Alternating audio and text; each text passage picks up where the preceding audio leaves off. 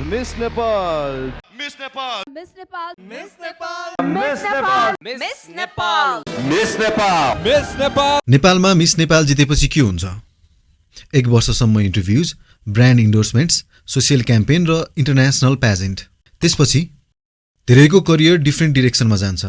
तर केही नामहरूका लागि मिस नेपालको स्टेज सिनेमाको ठूलो स्टेज पुग्ने पहिलो ढोका बनेको छ।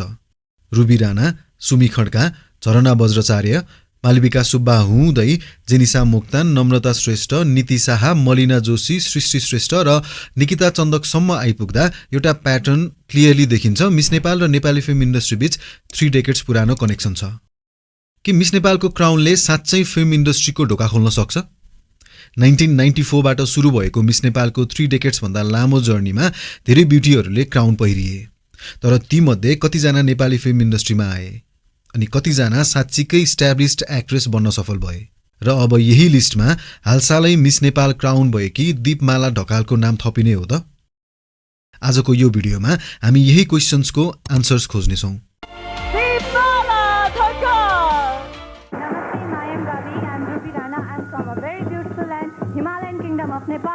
1994 मा रुबी राणा पहिलो मिस नेपाल बनिन्। रुबी राणाले भुतुक्कै भए नि अन्तराल, हसिया, सिसा, बबी र इन्टु मिन्टु लन्डनमा सहित करिब 6 फिल्ममा अभिनय गरिन्। मिस नेपालको हिस्ट्री सुरु गर्ने व्यक्तिले नै पछि सिनेमामा इन्टर गर्नु आफैमा सिम्बोलिक छ। तर उनी मेन स्ट्रिम लिडिङ एक्ट्रेसका रूपमा लगातार सक्रिय भइनन्। 1995 की मिस नेपाल सुमी खड्का पनि एक्टिङमा पुगिन्। उनको फिल्मोग्राफीमा ग्रहण, समर्पण, सुपरस्टार र एक नजर जस्ता फिल्म देखिन्छन्। यो महत्त्वपूर्ण छ किनभने मिस नेपाल सुरु भएको पहिलो 2 वर्षमै 1994 विनर रुबी राणा र 1995 विनर सुमी खड्का दुवैले फिल्ममा एक्टिङ गरे। यसले अर्ली मिस नेपाल इमेज नै ग्ल्यामर, मोडलिङ, एडभर्टाइजमेन्ट र सिनेमासँग जोडिन मद्दत गर्यो। तर सुमी पनि नेपाली सिनेमाको डिफाइनिङ एक्ट्रेस बन्न सकिनन्। यदि मिस नेपाल टु एक्ट्रेस ट्रान्जिसनको अर्ली सक्सेस स्टोरी खोज्ने हो भने सबैभन्दा महत्त्वपूर्ण नाममध्ये एक हो झरना बज्राचार्य। 1997 मा मिस नेपाल बनेकी झरना पछि नेपाली सिनेमामा सक्रिय एक्ट्रेस बनिन्। हतियार, सिउँदोको सिन्दुर, अन्जुली, भाइटिका, माया गर्छु म, चाहन्छु म तिमीलाई, परेनी माया जालैमा, सञ्जीवनी, कोही मेरो लगायत धेरै फिल्मसँग उनको नाम जोडियो। तर उनको एम्बिसन नेपालमै सीमित थिएन। उनले इन्डियामा पनि अटेम्प्ट गरिन् र 2004 को बलिउड फिल्म लभ इन नेपालमा सोनू निगमसँग काम गरिन्। यो त्यति बेलाको कन्टेक्स्टमा सानो कुरा थिएन।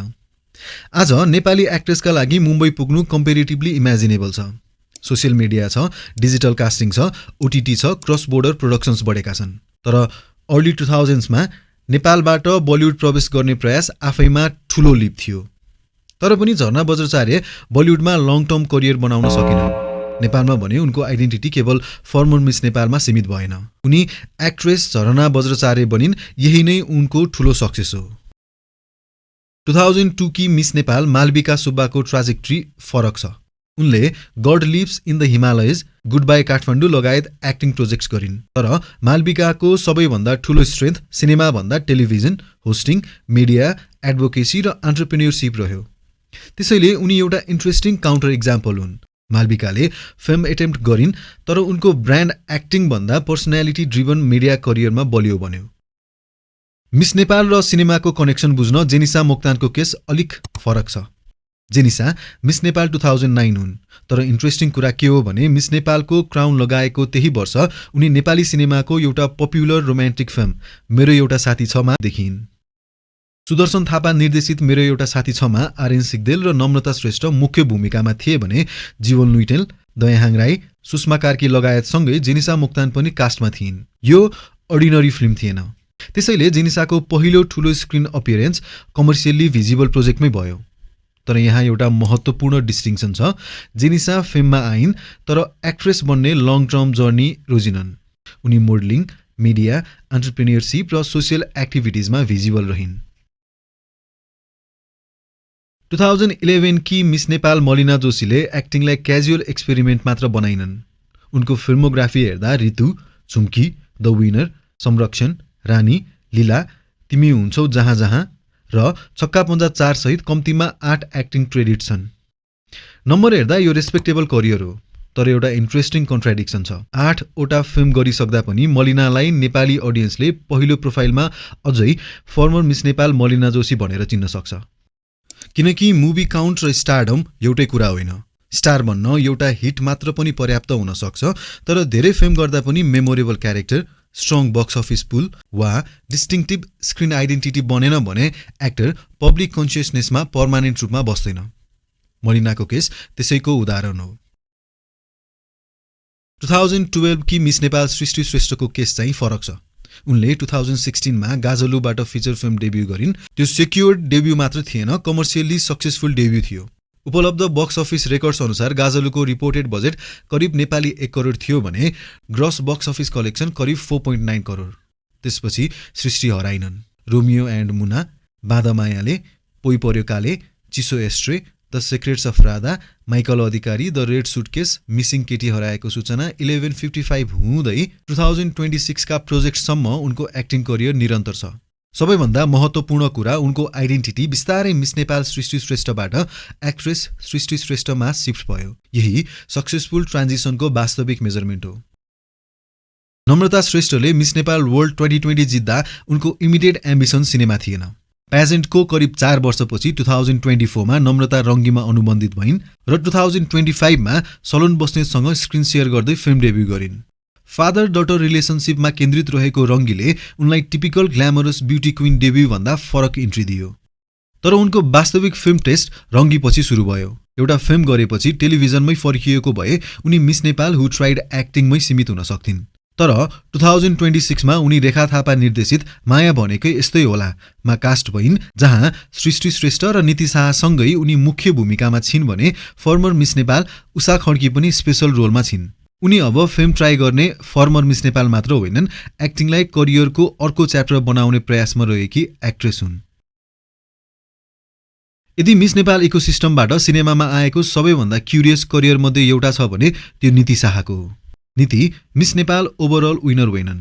2017 मा निकिता चन्दक मिस नेपाल वर्ल्ड हुँदा उनले मिस नेपाल इन्टरनेसनल 2017 टाइटल जितिन् र जापानमा भएको मिस इन्टरनेसनलमा नेपाललाई रिप्रेजेन्ट गरिन्। So I belong to the urban women who had the privilege to go in a good school, to have a very good education, to have a parents who are very supportive. But in my country there are so many women who are sold to different countries as a prostitution. The rural women who have no idea where they're going and what they will be doing in their life. तर उनको public identity pageant भन्दा पहिल्यै मोडलिङबाट बनिसकेको थियो। Magazine covers, fashion सोज र modelling सर्किटमा उनी established face थिइन्।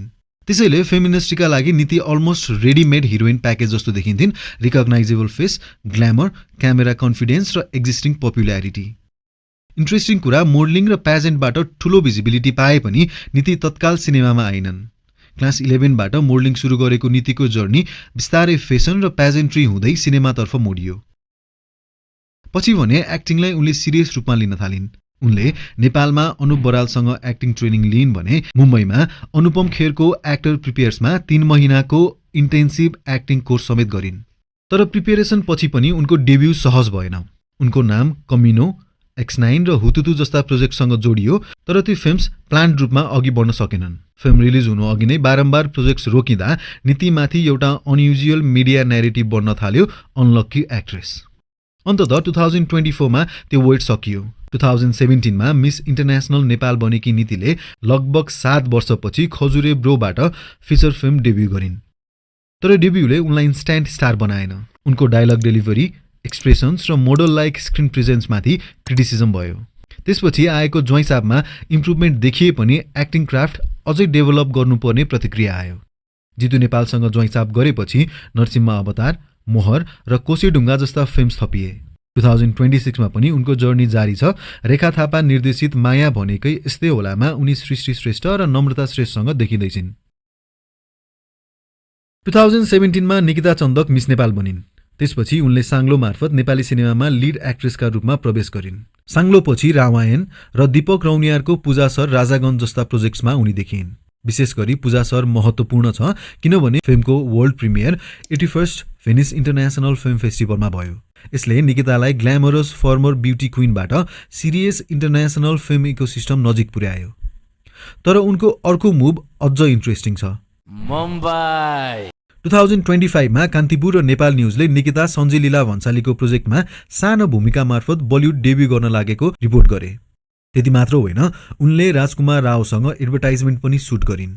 त्यसपछि 2026 मा अर्को कन्क्रिट स्टेप आयो। निकिता नेटफ्लिक्स सिरिज ग्लोरीमा देखिन्। करण अंशुमन निर्देशित सिरिजमा सुरभि नामको सपोर्टिङ क्यारेक्टर निभाइन्।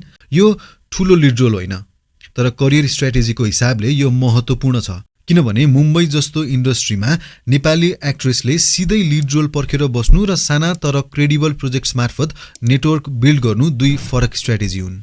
निकिता दोस्रो बाटोमा देखिन्छन्। अगस्त 1, 2026 दीपमाला ढकालले मिस नेपाल 2026 को क्राउन जितिन्। तर दीपमालालाई अघिल्ला केही विनर्स जस्तै केवल मोडलिङ ब्याकग्राउन्ड भएकी ब्युटी क्वीन भनेर हेर्न मिल्दैन। उनको प्रोफाइल अनयुजुअल छ।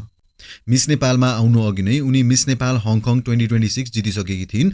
त्यसभन्दा इन्ट्रेस्टिङ उनको प्रोफेसनल ब्याकग्राउन्ड हो।